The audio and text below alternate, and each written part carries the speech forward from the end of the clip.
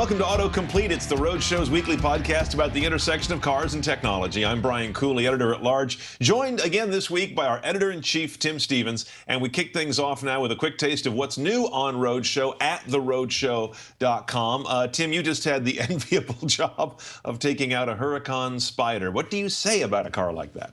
Oh man, it's hard to stop saying things about a car like that. I tested the coupe version last year and absolutely fell in love with it. So I had the chance to test out the Spider this year. It was unfortunately a very rainy week that I had the car, so I didn't get to spend as much time with the top down as I would have liked. And you'll see in the video, in fact, that I'm kind of bundled up because it was pretty chilly too. But amazing car. I mean, that car sounds fantastic. The V10 of that car is one of the best sounding engines on the road today. And getting rid of the roof just makes it sound all that much better. It's a little heavier, a little slower, but man, it's great. So the full review is on the site now. And that was kind of in that amazing sort of light blue, almost like a Mustang Mach 1 grabber blue, right? The one I did for the launch was in that amazing kind of beautiful flat blue. The one I tested for the full review is actually in a much more subtle metallic gray, actually. So it's a little bit more of a sleeper, but it's pretty hard to hide the curves on that car. I don't want a gray Spider. I want a loud color. If I'm taking the top off. Absolutely. Yeah, if you're driving a crazy car like a Lamborghini, man, it's got to be in a crazy color. It's got to be in a loud color. Okay, Wayne just finished a ton of miles in the new Range Rover. 3,500 miles he did in this car. Is that right? Yeah, he cruised up the West Coast all the way up to Portland, I think it was, and then back down again in SF. And Emmy also took that car and did some off-roading in it to check out how great the car is in the off-road conditions. So we both get Emmy's video testing the car off-road and Wayne's review of the car going a long, long way in the diesel. So some good coverage there. We've also got Emmy's new review of the new TTS, which is restyled to look a little bit more like the Audi R8.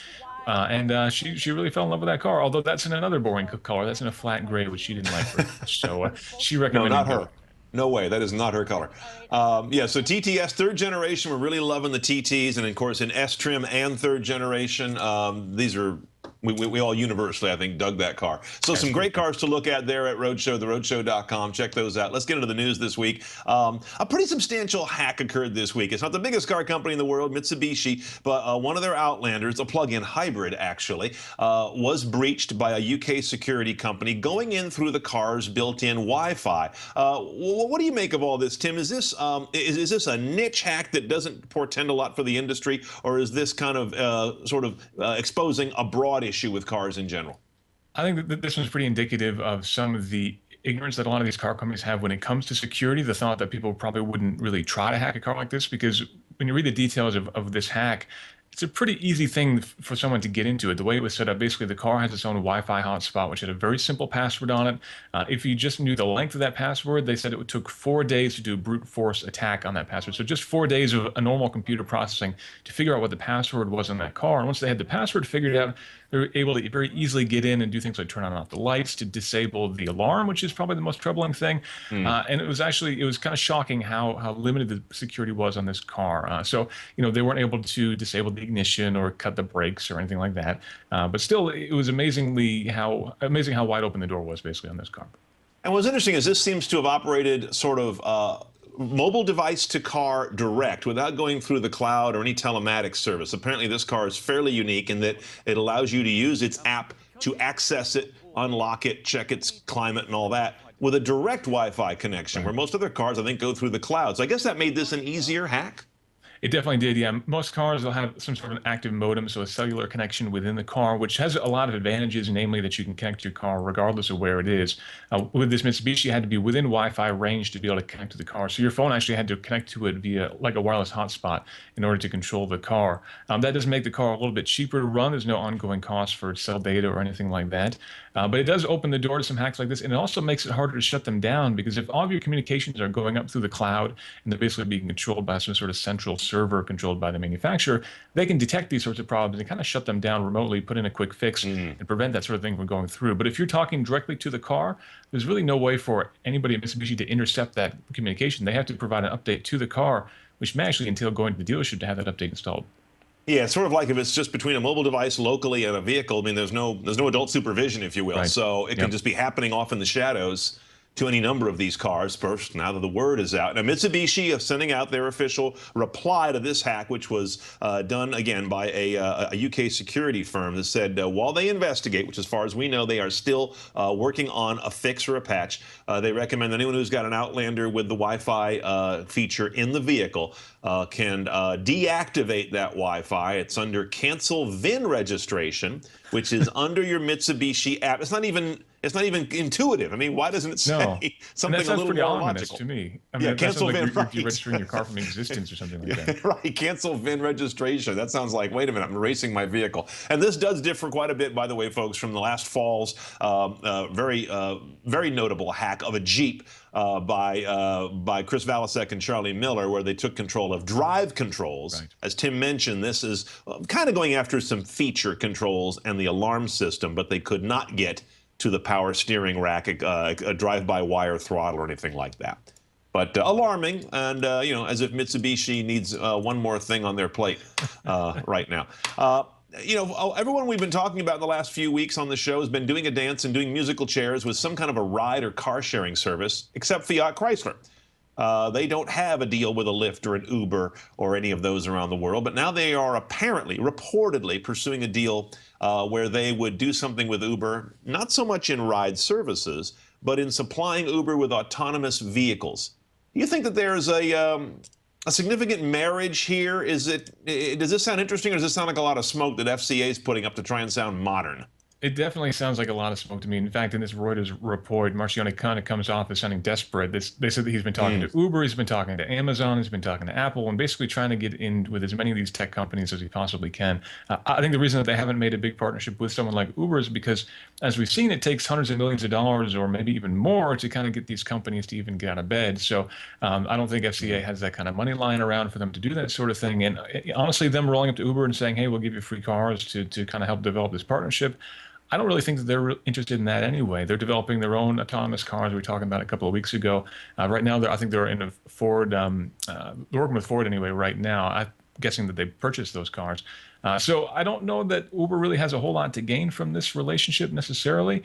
But FCA definitely needs some help, and they need some tech chops. And I think that that's what they're trying to get in some way or another, any way possible, without having to write a big check, which is what a lot of other companies have been doing. Yeah, it just doesn't seem like Chrysler, FCA's got a lot that they bring to the party as being a technology innovator that has some secret sauce or code or electromechanical technology that Uber would like. I mean, they're just basically bringing cars, and you could say that, all right, they've got the deal with Google, and maybe FCA's got the ability or the right to say, okay, once we get some Google technology, we can bring that to you in Chrysler cars. But I would think Uber would just be working on their own, which we know they are. And just getting cars is the least interesting part of any kind of partnership like this. So, it seems to be, desperate was the sound as we read a lot of his comment. We're working with everybody. That's never good. Suzuki's working with almost nobody right now in the CEO's office anyway, because they don't have one. Their CEO, which is one of the few who carries the company's name. This is Osamu Suzuki, and this guy is a tough nut. I mean, he's had a lot of partnerships with different car makers. He's not afraid to pull punches. If he's got an opinion about something, he says it. This is a real tough, thorny dude, but he has now stepped down from the head of Suzuki because of the recent revelations that they were about 5 or 6 years into falsifying MPG tests. These are the tests that they were doing indoors to avoid the effects of wind resistance. This is the biggest one we've seen yet of a Japanese executive stepping down in light of either emissions or MPG falsification. Suzuki's number 4 of the Japanese car makers, by the way, a little under 3 million units sold last year. For reference, compare that to Toyota at 10 million, so relatively small by that respect, but it's a pretty big story. And Lexus, if you have a Lexus car made since 14, 15, or possibly 16, as we understand it, you may have a bricked head unit. And if you do, Toyota says, well, we're working on it, trying to figure out how that happened. Apparently, Tim, an over-the-air update went bonkers. Apparently, it's a satellite-delivered update, which I find interesting. And apparently it may have broken on a number of cars, and therefore apparently wasn't written to self-heal. And so now a lot of folks have kind of nothing on their head unit, we understand. It sounds like this is one of those cases where if the firmware update was interrupted mid-flow, that ultimately bad things happened, and that's exactly what happened here. I don't know if it's because it was delivered via satellite or delivered over means that are very easy to disconnect effectively. But it's kind of a scary state that we're at a point now where you can have a pretty vital part of your car get bricked just because of an over-the-air update. You know, we're kind of used to that on phones, maybe waiting a day or two before you apply the new iOS update on your iPhone because worse things could happen. But now it seems like you might be at that point with your car. The problem is, of course, these things are usually pushed to your car, and you can't, wait for a day or two. They pretty much go on there on their own. So, if you do have this problem, it's unfortunate, but there's really not a whole lot we can tell you to do right now except be a little more patient. Shouldn't something like this be written? I mean, with your experience in software, wouldn't you write something like this so that it can never brick? It has to first all arrive on the car first, and then make a copy of the previous image, and then unload. And aren't there ways to secure this so it always falls back to the last version? Yeah, there certainly should be. It should be the kind of thing where you can effectively create a dummy version and then kind of do a quick flop instead of having to absolutely overwrite something that's actually in use or vitally needed by the car. But that sort of thing does take time, even if it is a quick swap from one side to the other. It could be interrupted one way or another with ignition timing out, or maybe even a dead battery. So I don't know exactly what the circumstances are that's causing this. They haven't given a lot of details on that side of things yet. But it's one of those problems that software engineers have to deal with all the time. We're talking about embedded coding, and yeah, I would have thought that they could have done a little bit better job than this. Yeah, surprising. So we understand a lot of folks are frustrated by this. For what we know now, again, Toyota's working on a fix.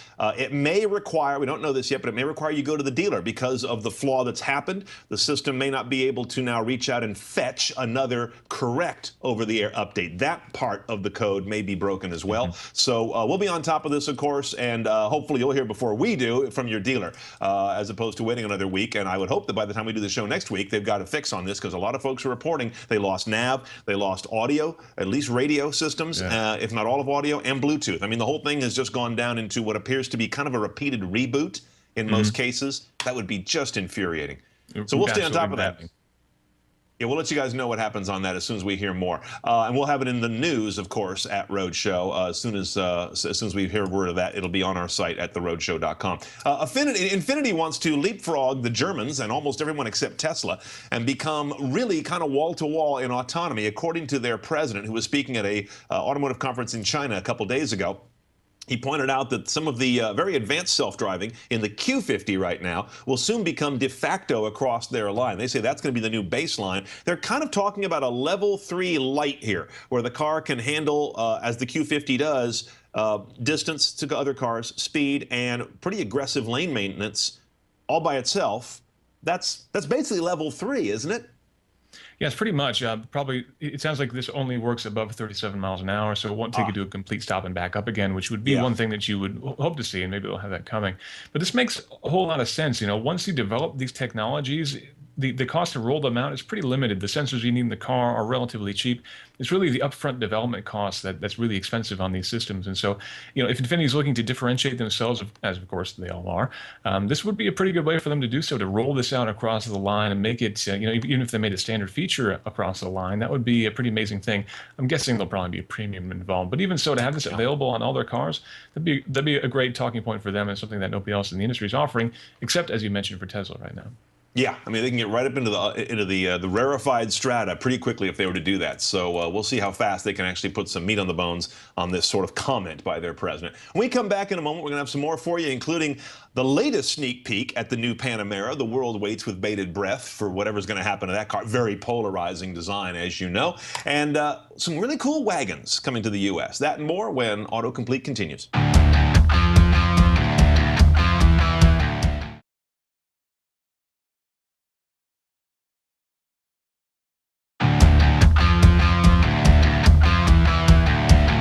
Back to AutoComplete. I'm Brian Cooley with Tim Stevens, our editor-in-chief from Roadshow at theroadshow.com. Another sneak of the new Panamera. The first complete overhaul on that vehicle is coming very soon, and we now have got a sneak peek of the rear. I see Charger bred with A7, which isn't a bad thing.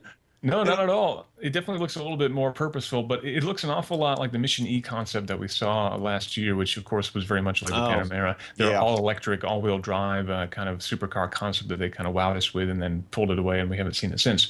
So I think we'll probably see a lot of that in this car as well. But yeah, it's being unveiled on, I believe, on the 28th of this month, so just a couple weeks away. Yeah, not too long ago, and take a look. We got the shot over there at the roadshow, theroadshow.com, and it's a very different looking sort of, as you can see there, it's a very different looking sort of a tail light and a connecting LED strip across the two. Pretty tasty stuff. Oops, sorry, I got the Roadshow on right there, don't I? Okay. Uh, it's such a good site. I can't help but look at It's it and amazing. A autoplay the really, video. really good site. Genuinely good site.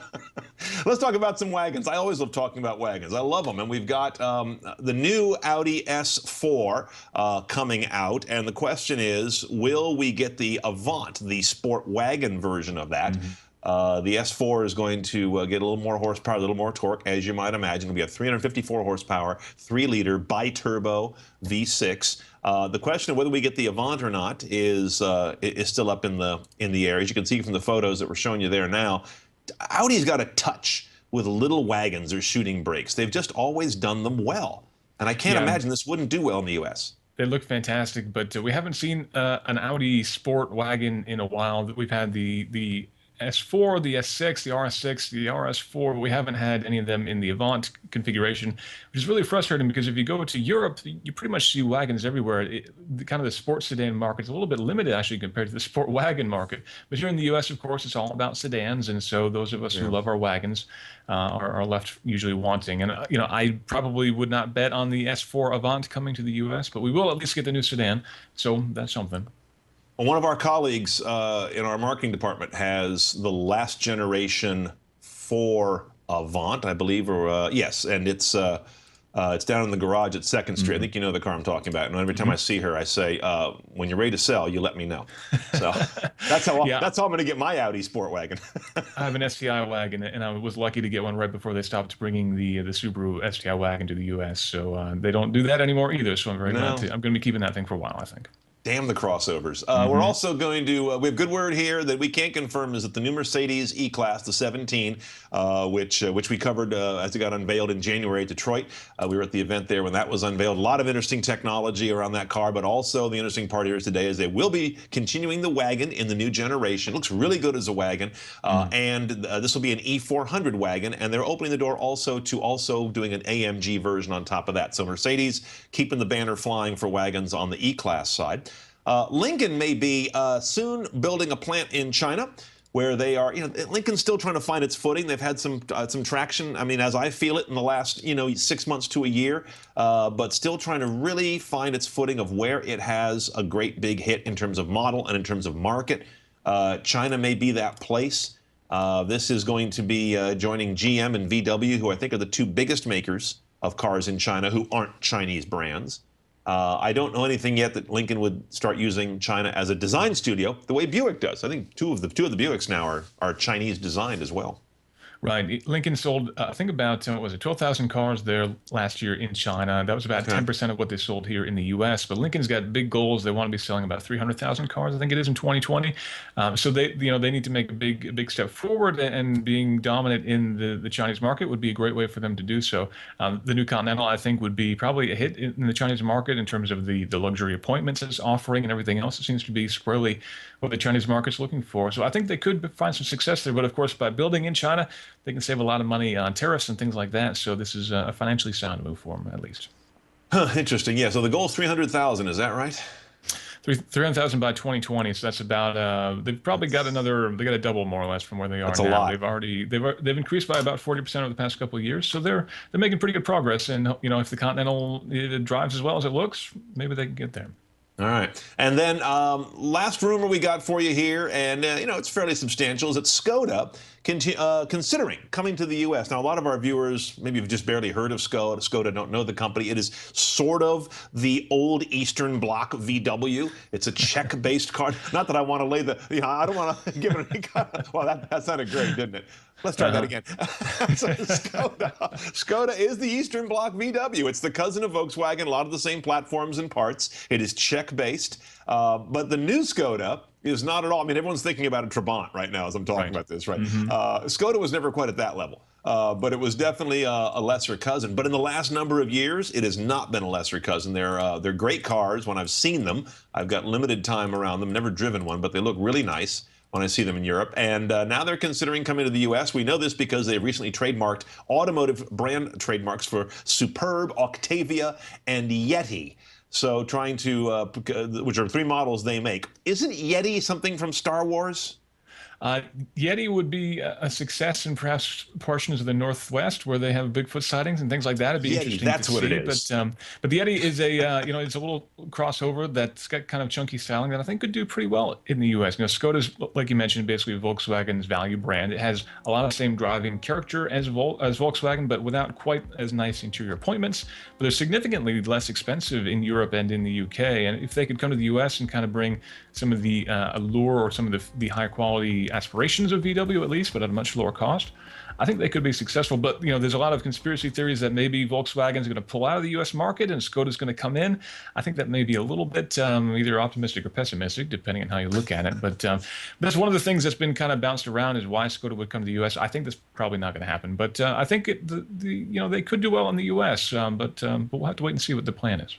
Yeah, because VW also always gets knocked as being, competing with a lot of value makers like Toyota Right. and Honda, but at a higher price. They had to cheapen and kind of dumb down the Jetta a few model years ago. Got Right. a lot of kind of guff about that. This might be an answer to that. And so that theory that you're talking about, which is the central theory, is VW so damaged in the U.S. because of Dieselgate that they might consider bringing in Skoda to clean the plate, if you will.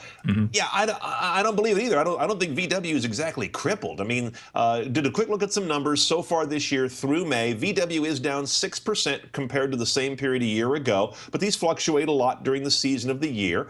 Toyota by comparison is only down 2%, so you might say, wow, big difference. But BMW is off almost 10% so far through May, and I don't think anyone's worried about BMW. So these numbers in the auto business, they fluctuate a lot through the year. It's a fast-changing game, if you will. It's one where I don't buy, like I don't think you do, the idea that VW is somehow fatally damaged or injured here. Right. From what we know thus far, anyway, I mean, if we get the Dieselgate resolution and Volkswagen is suddenly basically sued into bankruptcy, well, that may change things. But as it stands, no, I don't think that people really see Volkswagen and kind of, spit on it on the roads these days. I don't think that we're going to get to that point either. So I think VW is healthy enough to continue on. But a value option, Volkswagen, that makes sense in Europe. It could make sense here too. That's Roadshow for this week, AutoComplete for this week, I should say, from Roadshow at theroadshow.com. Stay on top of all the news and the latest reviews and our experiences with everything from the most simple cars to Tim's Huracan Spider at theroadshow.com. In the rain, no less. That's pretty cheeky. A drop top, open top, I should say, a Lamborghini in the rain. That's good living. Keep it over 40, and you don't get wet. That's the way it works. That's right. That's right. You gotta find the aerodynamic edge there where it just whoosh goes right over the dome. All right, folks, thanks for watching, and we'll catch you next week.